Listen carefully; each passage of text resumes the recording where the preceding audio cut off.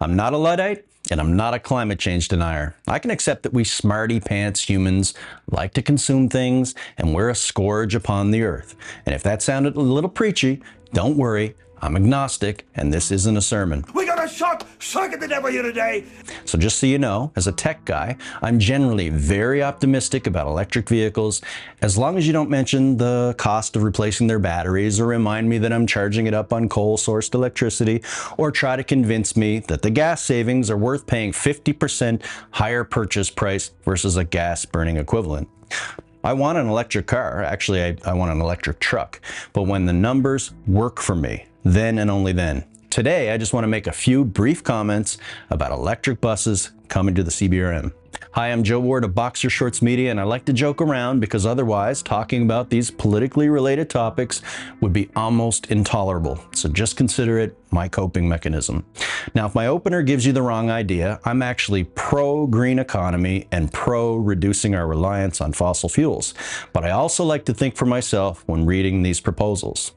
I find the idea of electric buses in the CBRM progressive, interesting, and kind of cool. And it's going to cost $54 million to prepare for that transition.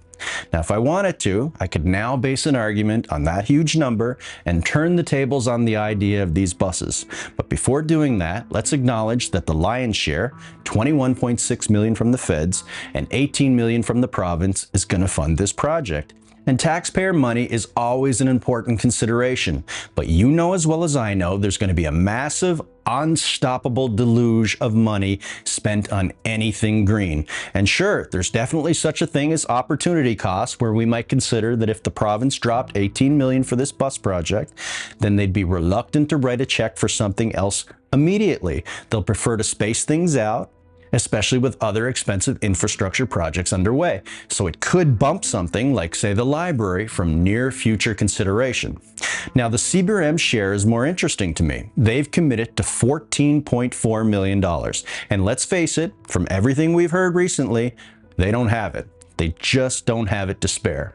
And though we will end up with a new electric infrastructure that's really interesting for about a quarter on the dollar of its value, we could arguably say no to this project, forego the investment, and then cut our budget in half or a third to acquire half a dozen diesel-powered buses to address our transit crisis. And yes, I'm saying crisis because that's how the CBRM describes it now. However, if Cape Breton University would agree to pay our share, since they're the primary users of our transit system, then we'd be getting great value without additional debt or stress on our capital budgets, and we could name the dam building the Dingwall Electrified Public Transit Hub, aka DEPTH, an acronym I just dredged up because why not? Listen, the CBRM is highly unlikely to buy any more diesel buses right now, so we're going to have to wait for this project to run its course to get any more capacity out there. But it's definitely not too late to have Cape Breton University pay for our share. I mean, if we're really playing hardball, we could just say, hey CBU, we're shutting down transit completely in 1 year, unless you guys want to take it over. I know my stated goal here, as always, is to share ideas to provoke discussion, so I'll acknowledge that I'm abundantly aware that this is definitely a provocative and ultimately a politically loaded topic. But I don't intend this to be a dog whistle. I'm all about the green transition, just as long as it's okay to use our brains when reading about the plans that are in store for us. I mean, the math says this.